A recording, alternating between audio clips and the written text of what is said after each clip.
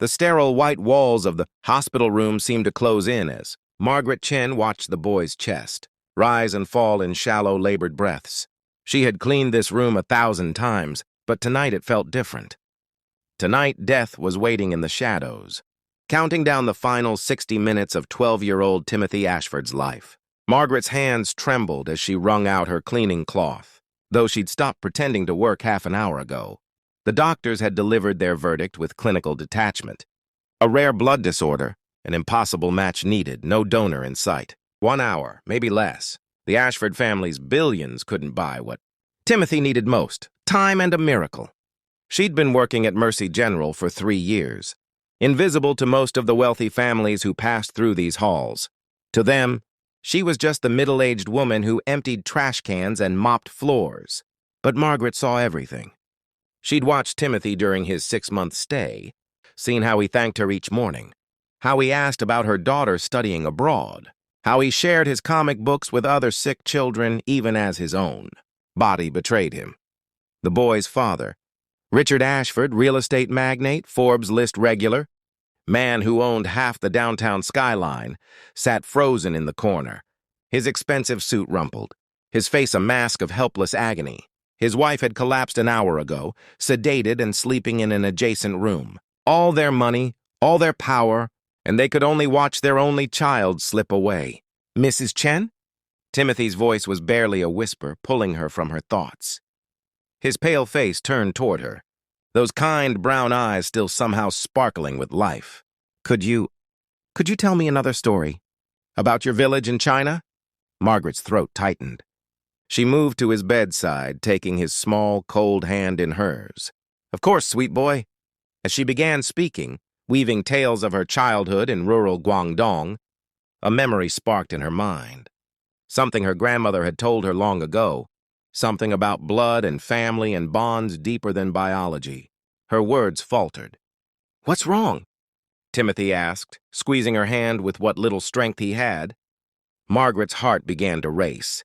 It was impossible, crazy. The doctors had said finding a match was 1 in a million, that they'd tested everyone, that Timothy's rare blood type and genetic markers made him. She stood abruptly, startling Richard Ashford from his vigil. "Mr. Ashford, I need to speak with Dr. Morrison, now." The man looked at her with hollow eyes. "There's nothing more they can do." "Please," Margaret insisted, her voice carrying an urgency that made him sit up. "Trust me.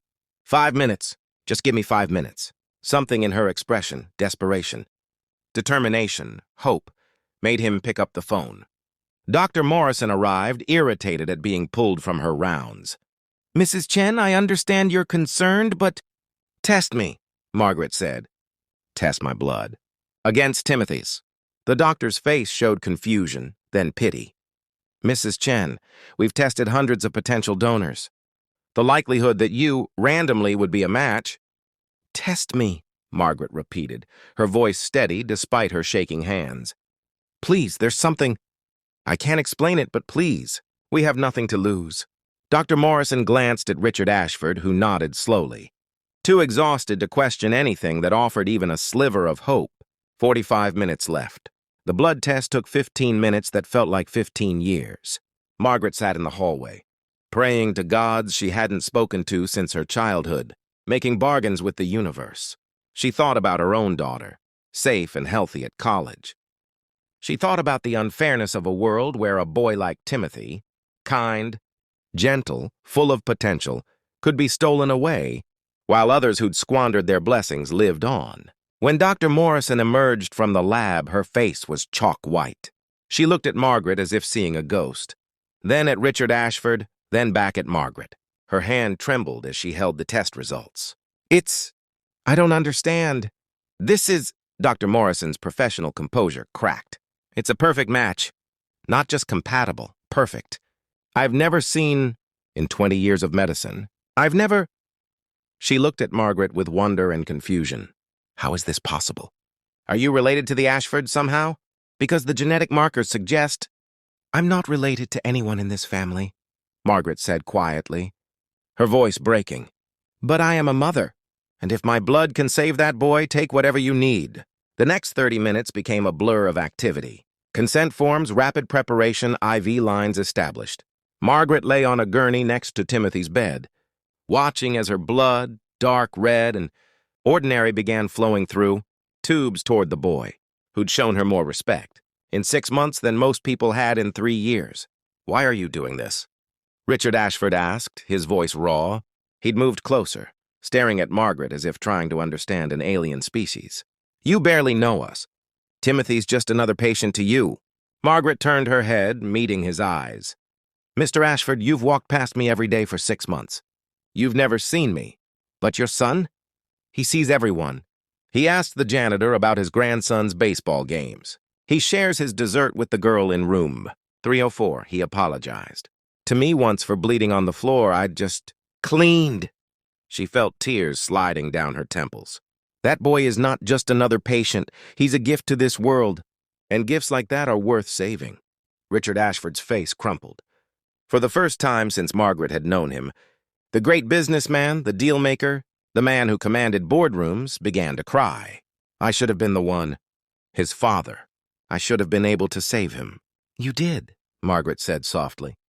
"You kept him alive long enough for this moment. You never gave up. That's what fathers do." As her blood entered Timothy's body, Margaret watched the monitors. At first, nothing changed. Then, slowly, impossibly, the boy's color began to improve. His breathing steadied. The numbers on the machines that had been declining for hours started to stabilize. Dr. Morrison stood transfixed. "His body is accepting it. No rejection. It's as if—" She shook her head, unable to finish the sentence. 20 minutes later, Timothy's eyes fluttered open with a clarity they hadn't held in days. He looked at Margaret, at the tube connecting them, and smiled. "You saved me, didn't you, Mrs. Chen?" Margaret smiled through her tears. "You saved yourself, sweet boy. You just needed a little help." The hospital corridor erupted with activity as news spread. Nurses who'd cared for Timothy rushed in, celebrating. His mother was brought in, weeping with joy and disbelief. But Margaret noticed something else happening in that room, something quieter but perhaps more profound. Richard Ashford approached her gurney as the transfusion completed. He knelt beside it, this man who knelt for no one, and took her hand. "I don't know how to thank you. Money seems obscene, inadequate." "Then don't thank me with money," Margaret said. "Thank me by seeing people, Mr. Ashford, all people, the way your son does." 3 days later, when Timothy was declared stable and moved out of intensive care, Margaret returned to her regular shifts. She emptied trash cans and mopped floors just as she always had. But something had changed. Richard Ashford now knew the names of every custodian, every orderly, every staff member in the hospital. He'd established a foundation in Margaret's name, providing healthcare access to uninsured families. And he'd hired a tutor for Timothy, asking him to include the other long-term patients in his lessons. On Margaret's final day before retirement, a retirement suddenly comfortable thanks to Richard's gratitude, Timothy, now healthy and vibrant, visited her with a gift. It was a comic book, hand-drawn, called The Invisible Hero. It told the story of a woman whose superpower was seeing the humanity in everyone, and whose blood literally contained the power of kindness. "This is you," Timothy said, hugging her tightly. "You weren't invisible. We just weren't looking." As Margaret walked out of Mercy General for the last time, she thought about how close they'd come to losing Timothy, how 1 hour had contained both an ending and a beginning. She thought about the impossible odds, the miraculous match, the mystery that Dr. Morrison still couldn't fully explain. Maybe it was coincidence. Maybe it was fate. Or maybe, Margaret thought, the universe sometimes rewards those who choose to see the light in others, who give without expecting return, who understand that the measure of a life isn't in bank accounts but in moments of grace. In the end, it wasn't a millionaire's money that saved his son. It was a maid's heart, beating with the kind of love that recognizes no boundaries of class or status, the kind of love that believes every life is worth fighting for, especially those that fight to see the goodness in others. And perhaps that's the real miracle, not the matching blood, but the matching souls. One young boy who saw humanity in everyone he met, and one woman who'd spent a lifetime proving that the most valuable things in this world can never be bought, only given freely.